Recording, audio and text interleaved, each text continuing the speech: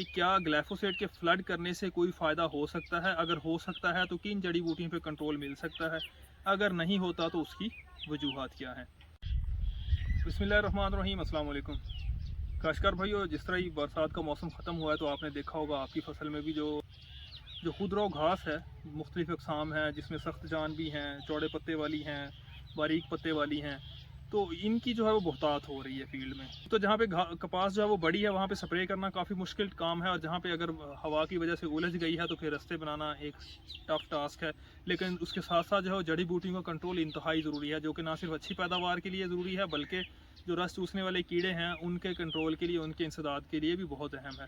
तो इसके लिए अक्सर हमारे काश्तकार भाई पूछते हैं कि क्या वो ग्लाइफोसेट को फ्लड कर सकते हैं, क्या फ्लड करने से जो है वो उनको जो उनके डिज़ायर्ड रिज़ल्ट्स मिलेंगे या नहीं मिलेंगे। तो आज की वीडियो में हम इसी के मुतालिक बात करेंगे कि क्या ग्लाइफोसेट के फ्लड करने से कोई फ़ायदा हो सकता है, अगर हो सकता है तो किन जड़ी बूटियों पे कंट्रोल मिल सकता है, अगर नहीं होता तो उसकी वजूहात क्या हैं।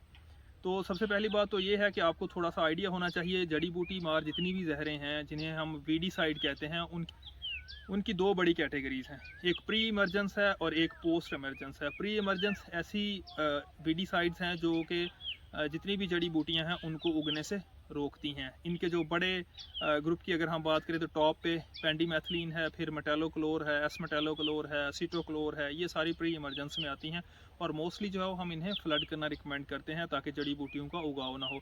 दूसरा जो बड़ा ग्रुप है वो है पोस्ट इमरजेंस। उनमें जो सबसे बड़ा हमारे पास नाम है वो ग्लाइफोसेट का ही आता है। उसके बाद नैरो लीव्स की अगर हम बात करें तो हमारे पास कोज़ैलोफोप आ जाता है। ब्रॉड लीव की बात करें तो हमारे पास जैसे बक्ट्रल है, फोमेसाफिन है, लैक्टोफिन है, इस तरह के बहुत सारे जहर हैं। तो ये ब्रॉड कैटेगरी थी प्री इमरजेंस और पोस्ट इमरजेंस की। अब जो पोस्ट इमरजेंस हैं, यानी कि जो जड़ी बूटी के उगने के बाद हम जिनको ऊपर स्प्रे करते हैं, जिनमें ग्लाइफोसेट आता है, इनकी मज़ीद आगे अक़साम है। कुछ जो है वो सिलेक्टिव हैं, कुछ नॉन सिलेक्टिव हैं। सिलेक्टिव से मुराद ये है कि कुछ जो है वो सिर्फ चौड़े पत्ते वाली जड़ी बूटियों को मारती हैं, कुछ जो है वो बारीक पत्ते वालों की। जैसे कोज़ेलोफोप की बात करें हम तो ये घासनुमा जड़ी बूटियों को कंट्रोल करेगी, और अगर हम बात करें कंक्वेस्ट वाले जहर, टेरर वाले जहर यानी कि लैक्टोफिन या फोमेसाफिन की, या बक्ट्रल सुपर वाले की, या हम बात करें मेट सल्फुरान की, ट्राइबेनोरान की, ये मुख्तलिफ कैटेगरीज हैं। ये चौड़े पत्ते वाली जड़ी बूटियों को कंट्रोल करते हैं।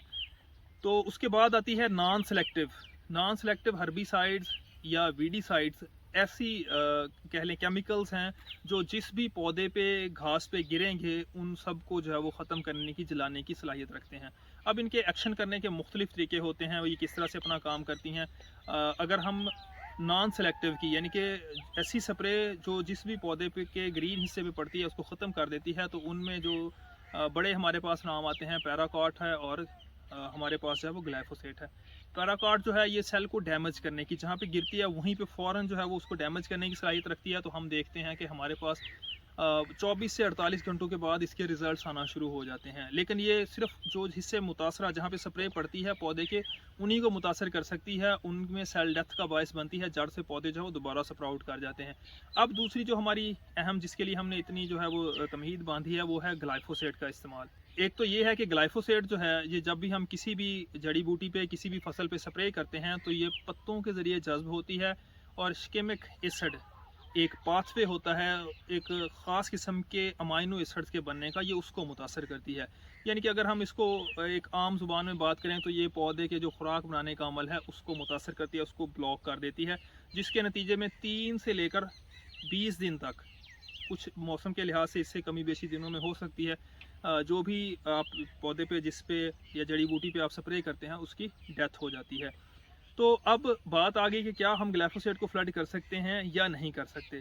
देखें, अगर हम फ्लडिंग की बात करें तो हम फ्लडिंग कर सकते हैं, लेकिन एक उसके लिए हमें डोज बढ़ाना पड़ेगी। दूसरा, ग्लाइफोसेट जो है वो प्रॉपर जज़ब जो है होके काम दिखाती है, वो पौधे के जो सब्ज़ हिस्से हैं, जिसमें खसूसन बिलखसूस पत्ते और सब्ज़ तना है, उन पे असरअंदाज ज़्यादा होती है। अगर हम इसको ज़मीन के ज़रिए से अप्लाई करते हैं तो ज़मीन में मौजूद बैक्टीरिया इसको बड़ी जल्दी जो है वो डिग्रेड करने की सलाहियत रखते हैं, इसको ब्रेक डाउन कर देते हैं। हाँ, इसकी बाकियात ज़रूर ज़मीन में रहती हैं, लेकिन इसका जो स्ट्रक्चर ख़ास है, जो पौधे को खुश्क करने के लिए, पौधे को जान से मारने, पौधे को जो है वो जड़ से खुश्क करने के लिए ज़रूरी होता है, वो उसको ब्रेक डाउन कर देती हैं। नतीजतन जो है दूसरा, जड़ के ज़रिए इसकी एब्जॉर्प्शन जो है वो कदरे कम, क्योंकि ये ज़मीन की ऊपर वाली तह में अप्लाई होगी, जड़ जो है वो ज़ेरे ज़मीन है, तो वहाँ तक पहुँचते इसकी डिग्रेडेशन के नतीजे में जब पौधे की जड़ इसको जज़ब ही नहीं करेगी तो यकीनी तौर पर जो है आपको खतरखा नताज नहीं मिलेंगे। हाँ, जब आप इसकी मिकदार 2 से 3 लीटर इवन इससे भी ज़्यादा फ्लड करते हैं तो वो जड़ी बूटियाँ जिनके ऊपर से पानी गुजर जाएगा वहाँ पे ये जज्ब हो जाएगी, या जो बड़ी जड़ी बूटियाँ हो सकता है उनके जो थोड़ा हिस्सा जो पानी में आ रहा है उस पे हो सकता है कि इतनी जज्ब हो के जो कि उसको किल करने के लिए, उसको ख़त्म करने के लिए काफ़ी ना हो। तो इन सूरत हाल को अगर हम देखें तो अगर हम फ्लडिंग करते हैं तो हमें अगर मिलेंगे भी थोड़े बहुत नतायज तो सिर्फ ऐसी जड़ी बूटियों पे जो बहुत छोटी हैं, जो पानी में सबमर्ज यानी कि पानी में जो डूब जाएंगी। दूसरा जो है, जब हम हैवी डोज इस्तेमाल करेंगे तो मे बी जिस क्रॉप में हम उसको यूज़ कर रहे हैं उसको डैमेज हो, हालांकि ऐसा है नहीं। रिसर्च ये बताती है कि सोयाबीन हो गया, जो लूसरन है, इसमें ग्लाइफोसेट को फ्लड करें तो उन पर कोई ख़ास फ़र्क जो है वो नहीं पड़ता, लेकिन नुकसान का एहतमाल हो सकता है। तो फ्लडिंग जो है ये किसी लिहाज से भी एक बेहतर तरीका नहीं है जड़ी बूटियों को कंट्रोल करने का। जबकि स्प्रे जो है जब आप करते हैं तो स्प्रे करने से जो जड़ी बूटी के पत्ते हैं ये ग्लाइफोसेट को जज्ब करते हैं, जिसके नतीजे में जो खुराक बनाने वाले ज़रूरी एलिमेंट्स होते हैं उनका बनना बंद हो जाता है, और ये पत्तों से जज्ब होकर फ्लोएम के ज़रिए, यानी कि जो खुराक ट्रांसपोर्ट करने का चैनल है, जो रास्ता है, उसके ज़रिए जड़ों तक जाती है और पौधे की मुकम्मल या जिन भी जड़ी बूटियों पर आपने स्प्रे किया है उनको मुकम्मल मारने की सलाहियत रखती है। तो होप सो आज की वीडियो जो है वो आपको मुख्तलिफ वीडिसाइड के बारे में जो बुनियादी मालूमात हैं उनके लिए, और ग्लाइफोसेट जो है इसको आप फ्लड कर सकते हैं या नहीं कर सकते, और उसके मुतालिक जो है वो आपको समझ आ गई होगी। अगर आपका इस संबंध में कोई क्वेश्चन है तो आप कमेंट बॉक्स में या व्हाट्सएप के थ्रू पूछ सकते हैं।